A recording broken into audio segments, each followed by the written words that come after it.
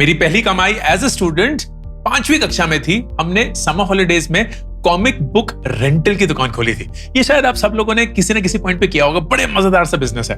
तो हमारे पास जो भी कॉमिक बुक्स थी उस समय पे डायमंड कॉमिक्स और नागराज, सुपर कमांडो ध्रुव, चाचा चौधरी, पिंकी, बिल्लू, ये सब कॉमिक्स चलती थी। तो हमने जितनी भी 3 दोस्त थे, जितनी भी हमारे पास कॉमिक्स थी, हमने एक चारपाई पे बिछा दी और झुलसती हुई दिल्ली की गर्मी में 40-45 डिग्री जितना भी होता था, हम वहां बैठ जाते थे। मोड़े पे बैठे हुए हैं, तो कोई अगर बच्चा आ गया घूमता फिरता, तो उसको हम बोलते थे, भाई ये कॉमिक है, आपको 1 रुपए देना होगा per day to read the comic. And ये कॉमिक एक दिन में कोई आराम से खत्म कर सकता था। तो 1 रुपए में आप टेक्निकली एक नई कॉमिक पढ़ सकते हैं। And that was the first business. हमने ये 5 दिन चलाया, एक हफ्ते में 5 दिन। एंड 5 दिन बाद हमने अपने हाथ खड़े कर लिए। 2 रीजन से। एक, सेल ही नहीं हो रही थी, लेकिन एक्चुअली अब लगता है कि सेल नहीं हो रही थी। उस समय के हिसाब से तो भयंकर सेल थी। ऐसा लग रहा था कि चकाचौंध इतनी भसड़ मची हुई है कि हमारा बिजनेस फटने वाला है। हमने 5 दिन के अंदर 30 कॉमिक्स को रोटेट किया, मतलब 30 रुपए कमाए, जो कि 5वीं कक्षा में 3 बच्चों के बीच बीच में 10 रुपए बांट के वाज लाइक मिलियनेयर स्टेटस। तो फायर लेवल हो गया था कि इससे ज्यादा तो पैसे आप जिंदगी में शायद कमा ही नहीं पाएंगे। This is like retiring at our peak. लेकिन गर्मी इतनी थी, और पता नहीं क्यों माँ बाप को ऐसा लग रहा था कि बेकार में तुम धूप में बैठे रहते हो, सुबह 10 बजे से शाम को 5 बजे तक कोई होमवर्क नहीं करते हो, कुछ पढ़ाई लिखाई नहीं हो रही है, खेल भी नहीं रहे हो, वहीं ऐसे बैठे हुए हो, बाद में ये सब बिजनेस कर लेना। क्योंकि बिजनेस का माइंडसेट ही नहीं था। माँ बाप नौकरी पेशा दोनों, वो दोनों दोस्त तो थे, उनके भी माँ बाप नौकरी करते थे, तो कभी किसी ने बिजनेस किया ही नहीं था। But this was my first entry towards making money, a grand sum of 10 रुपए एट द एज ऑफ 10। फिर आया दूसरा मकाम। ये था 7वीं 8वीं कक्षा में, तो कुछ 12 या 13 साल का था। And this is one of my favourite stories. उस समय पे WWF, world wrestling federation peak पे था। केबल टीवी अभी भारत में आया था, तो लोगों का दिमाग खराब हो गया था। And for some reason WWF was peaking. मैं था बॉय स्कूल, तो मेरे आसपास सिर्फ और सिर्फ यही चर्चा चलती रहती थी कि कोई योकोजुना, कोई अंडरटेकर, कोई हल्क होगन, कोई पता नहीं कौन। एंड हमारे पास कभी केबल टीवी था नहीं, बहुत लेट आया था हमारी जिंदगी में, तो मुझे कोई आइडिया नहीं है कि ये क्या बोल रहे हैं। मुझे बस पता है कि ये कुछ तो हैवी ड्यूटी आइटम चल रहा है। एंड उस समय पे मेरा एक दोस्त नितिन नाम से क्लास में था। वो एक दिन WWF के एक ऐसा ही A4 साइज शीट थी, उसके स्टिकर्स लेके आया। तो 10 स्टिकर थे, 5 स्टिकर किसके थे? WWF स्टार्स के। तो जो भी वो रेसलर्स थे उनके स्टिकर थे। एंड भाई साहब, वो बन गया उस दिन का रॉक स्टार। पागल हो गए लोग कि नितिन दे दे यार, नितिन दे दे। वो 2-3 शीट लाया था। मेरा बड़ा अच्छा दोस्त था, मुझे कोई आइडिया नहीं, लेकिन मैं बोला नितिन कितने का है? उसने बोला 5 रुपए। मैं, एक शीट दे दे मुझे। I don't know why I said it. I do not know why I said it. मैं ना WWF देखता था, मुझे कोई आइडिया नहीं कि क्या चल रहा है, इस स्टिकर का क्या करना है मुझे कोई आइडिया नहीं। और 5 रुपए उस समय पे बहुत बड़ा पैसा था, क्योंकि मैं 10 रुपए में 4थी कक्षा में रिटायर हो चुका था। सो रिमेंबर, 5 रुपए बहुत बड़ा पैसा था। अरे नितिन एक शीट दे दे। And because he was a dear friend, like यार ले ले, तो उसने दे दिया। And then I at the end of the day school की बस में वापस घर जाने के लिए पकड़ता हूँ। रूट नंबर 14 होता था हमारा। मैं लाजपत नगर दिल्ली में रहता था उस समय। एंड मैं इस शीट को अपने बस में दिखा रहा हूं कि ये यार शीट आई है, ये है, वो है। एक जनाब आते हैं जो कि 10th या 11th क्लास में थे। And he clearly was a WWF fan, because उसने वो शीट देखी। इज लाइक अंकुर ये तो मचा देगा। एंड इज लाइक कितने की है? एंड मैंने बोला 5 रुपए। So he put his hands in his pocket, took out a 50 rupee note, gave it to me, and he said, मैं सारे 10 ले लूंगा।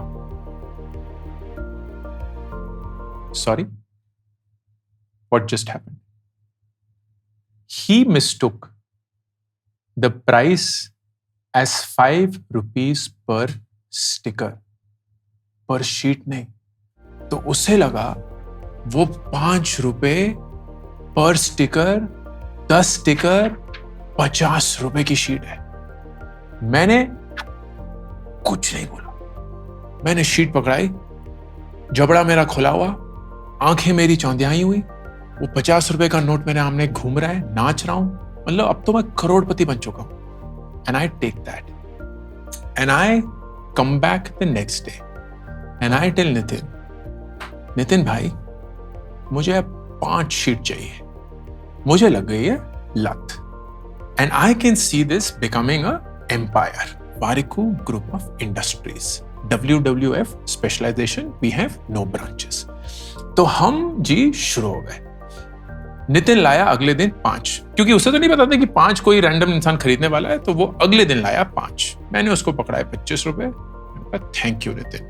5 रुपए उसने बोला यार वो पहली शीट की, हाँ यार ये भी ले, तो 30 रुपए चले गए, मेरे पास बचे हैं 20 रुपए। And now I go back and बस में तब तक इस जनाब ने आग लगा दी कि ये तो बेस्ट चीज एवर है, मैं अपने नोटबुक पे लगा दूंगा ये स्टिकर, मैं अपने अलमारी में छपवा दूंगा ये स्टिकर, मैं अपने हाथ पे, अपने माथे पे लगा के घूमूंगा, whatever it is, I don't care, I just want to cell.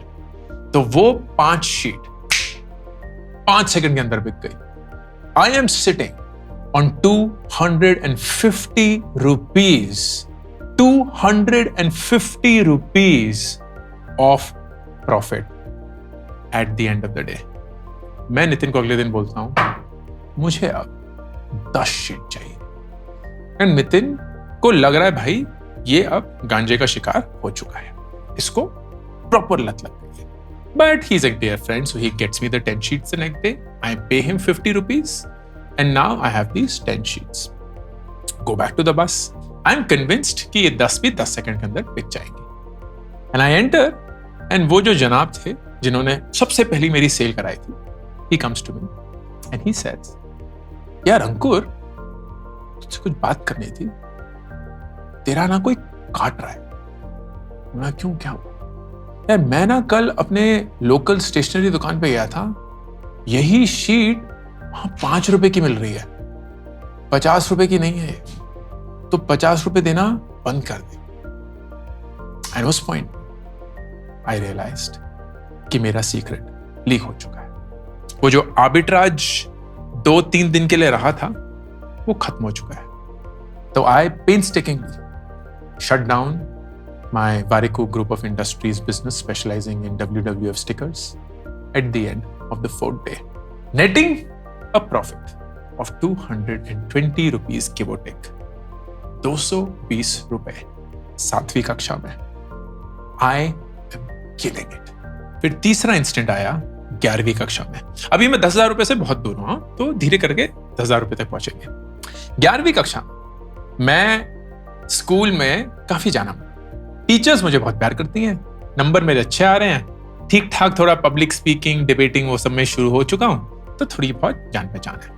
And हमारा स्पोर्ट्स डे आ रहा है एंड स्पोर्ट्स डे पे सारे बच्चों को, जो कि भाग नहीं रहे होते थे क्योंकि वो तो सिर्फ बैठ के तालियां बजा रहे हैं, ये green house, blue house, red house, मैं रेड हाउस में था, वो तालियां बजाने के लिए उनको एक स्नैक बॉक्स मिलता था। अब ये स्नैक बॉक्स सोर्स करना है। हमारे यहाँ लाजपत नगर में एक नई बेकरी की दुकान खुली थी एंड बड़ी चकाचौंध सी बेकरी की दुकान थी, I don't remember the name now. And I told my class teacher कि मैम एक बहुत अच्छी बेकरी की दुकान खुली है, मुझे लग रहा है कि उनके पास बड़ा अच्छा सा कोई पैटी और सैंडविच और कुछ छोटा सा समोसा, कोई फ्रूटी, ये सब का एक अच्छा सा पैकेज बन सकता है, तो क्या मैं एक सैंपल बॉक्स ले आऊं? मैम ने बोला हाँ अगले दिन ले आओ। And I was that enterprising kid, तो फिर मैं गया, मैंने एक डब्बा बनवाया एंड डब्बे में मुझे अभी भी याद है एग्जैक्टली क्या था।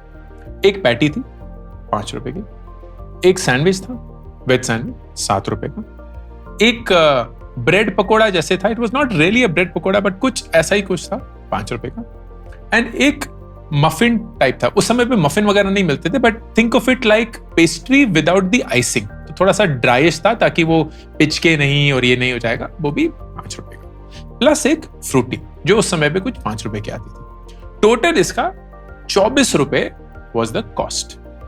मैंने 24 रुपए पकड़ाए, मैंने वो बॉक्स लिया एंड अगले दिन मैं टीचर्स के स्टाफ रूम में वो बॉक्स ले गया ड्यूरिंग लंच टाइम। बोला मैम ये है आपका बॉक्स, इसको टेस्ट कर लीजिए, आपको अंदाजा पता लग जाएगा।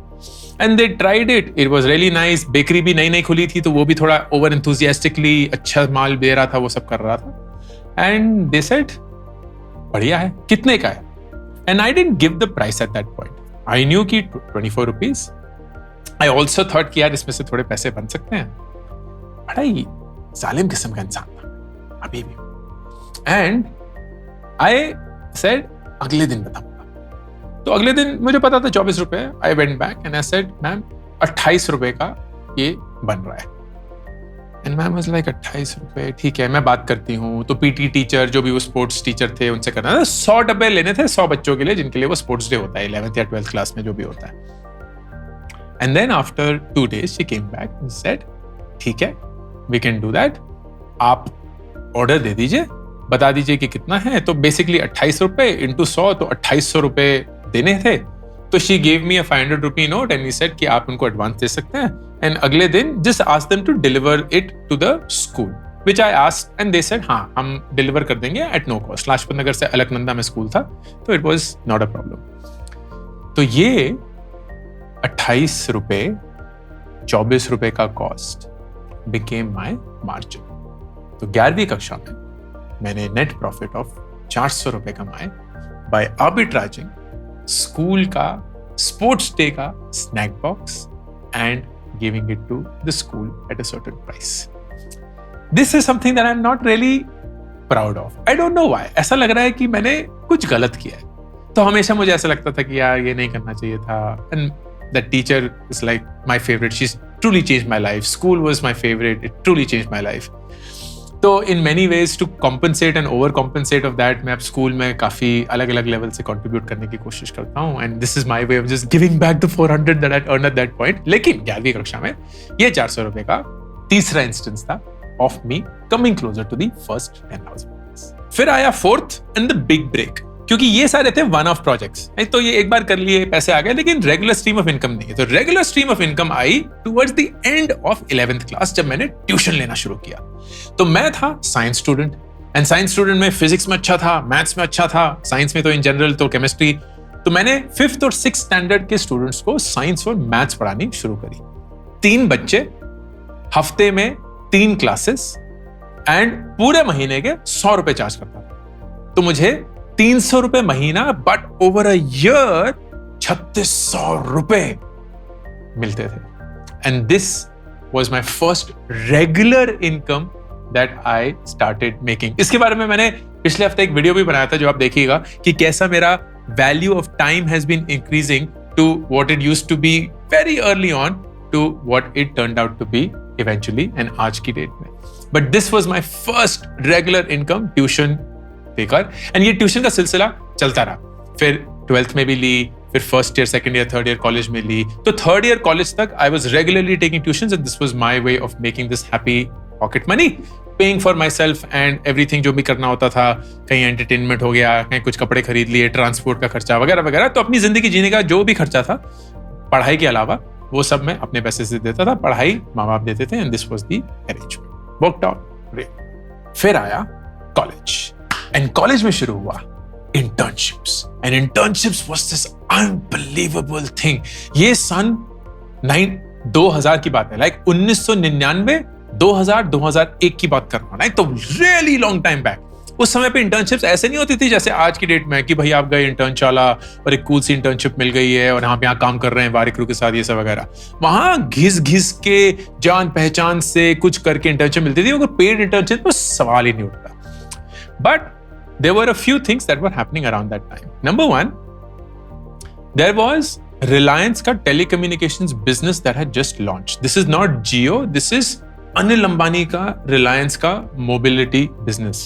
And उन्होंने Reliance World करके कुछ centers launch करे थे, which were physical stores acting as cyber cafes, जहां आप अपने फोन खरीद सकते थे, बेच सकते थे, सर्विस करा सकते थे। साइबर कैफे थे जहां इंटरनेट एक्सेस था, गेमिंग सेंटर थे। तो बड़ा ही इंटरेस्टिंग कॉन्सेप्ट था, ahead of its times I believe, but it was.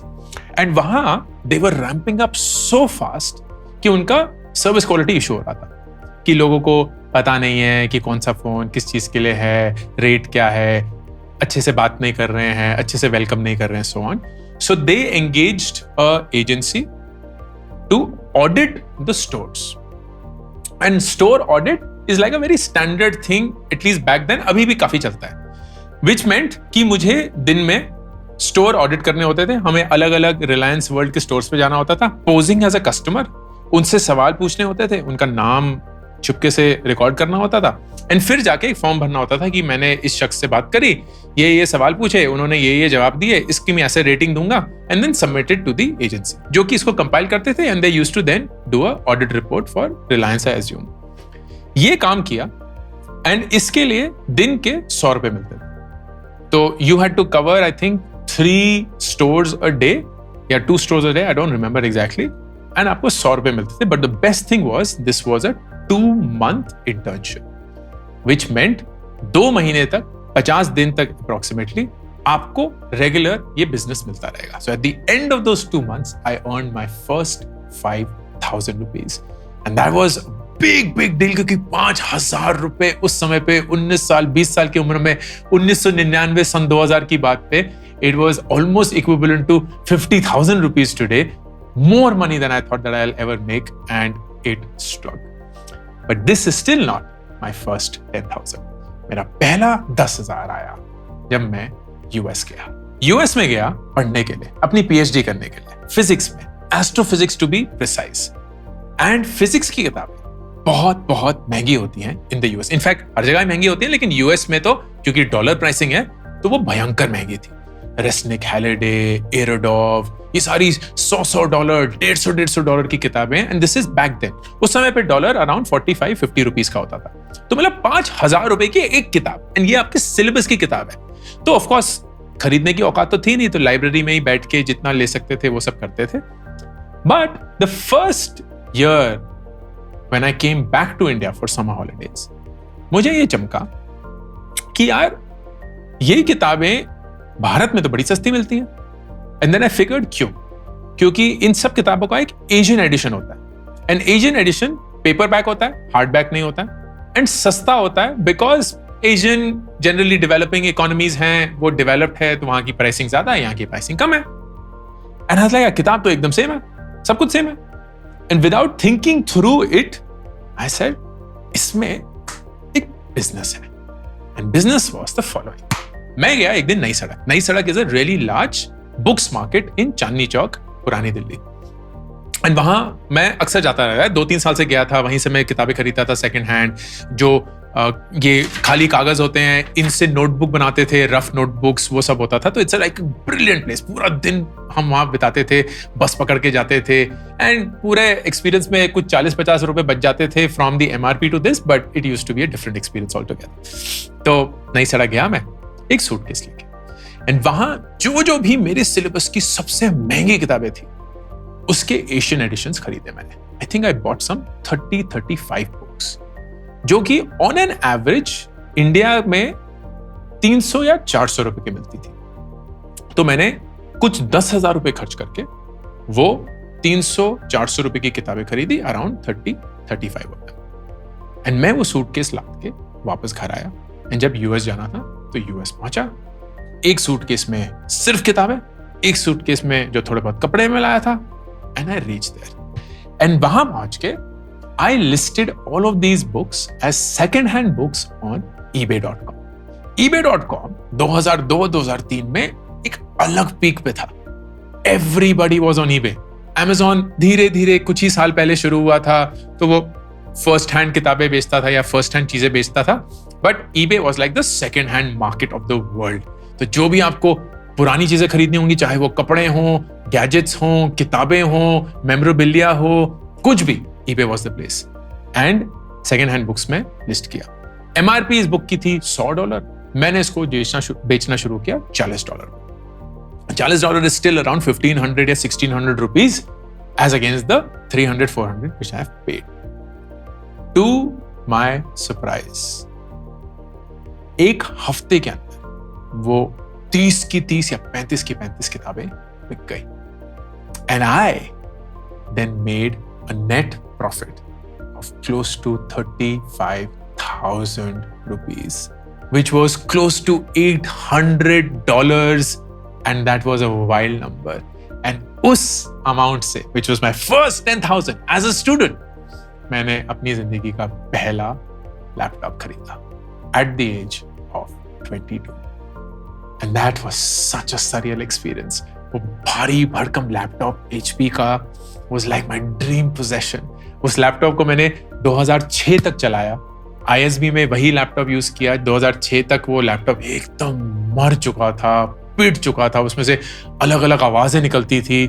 But it was my first own money piece that I had bought. My first ever gadget that I had bought. उससे पहले कभी औकात नहीं थी, कभी हैसियत नहीं थी, and this felt so special.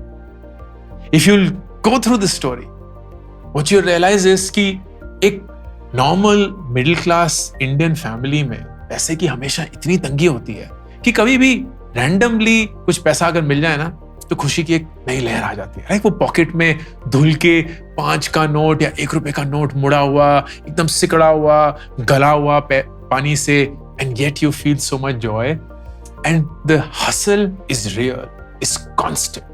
क्योंकि किसी ना किसी मोड़ पे, किसी ना किसी चीज से, किसी ना किसी जुगाड़ से you're constantly trying to make some money and making some ends meet, and that is the purpose of sharing this video with all of you. मेरी कहानी जरूरी नहीं है, मेरी कहानी तो मेरी कहानी है, मुझे वो सुन के बहुत अच्छा लगता है क्योंकि वो मेरी जिंदगी थी, and I just love the life that I've got to live. But through this I want to share with you कि जो अभी बहुत सुहावना सा एक चेहरा दिखता है ना, एक अलग सा फ्रेम दिखता है कि अरे इतना पैसा है, इतने करोड़ों रुपए कमा रहे हैं, ये है वो है, हम सबकी शुरुआत एक तरीके से सिमिलर ही हुई है. हम सब उसी जद्दोजहद से निकले हैं, वही सेम फैमिली कंडीशंस में, वही सेम टर्मोइल में, वही सब माँ बाप को संघर्ष करते हुए देखा है. भाई बहन की फीस पे करने का पैसा नहीं होता था, खुद कैसे कुछ खरीद सकते हैं उसका अरमान ही हमने इतने देर तक दबा के रखा. And yet you find a way to make things happen. क्योंकि ये जो फितरत है ना, ये भारत की स्पेशल.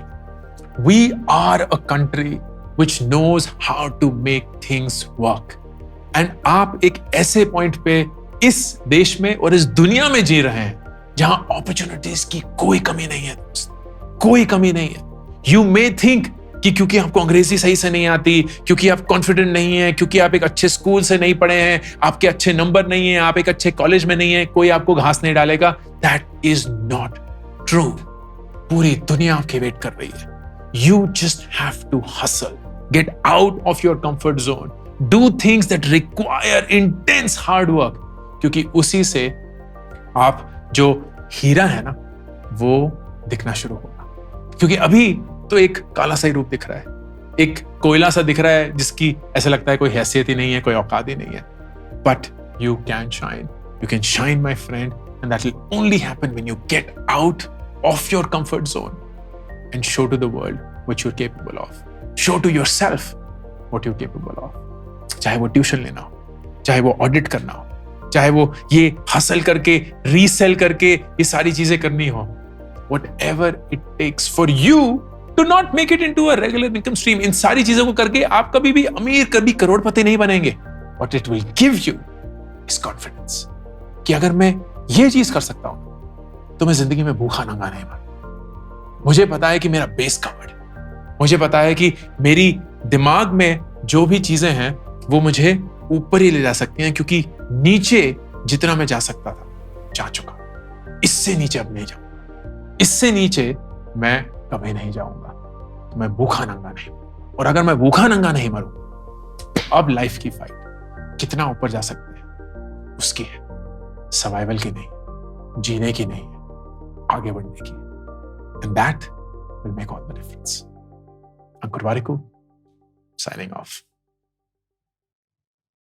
मैंने 2 किताबें अभी तक रिलीज करी हैं, do epic shit and gate epic shit done. Do epic shit is more about life के बारे में सोचना, रिफ्लेक्ट करना. बहुत सारे फेलियर जो मेरी जिंदगी में मेरे साथ हुए हैं वो मैं आप सब लोगों के साथ शेयर करता हूं. इन गेट एपिक शिट डन में मैं 36 ऐसे लाइफ के सवालों के जवाब देता हूं जो हर एक इंसान की जिंदगी में उनको कभी ना कभी पूछना पड़ता है.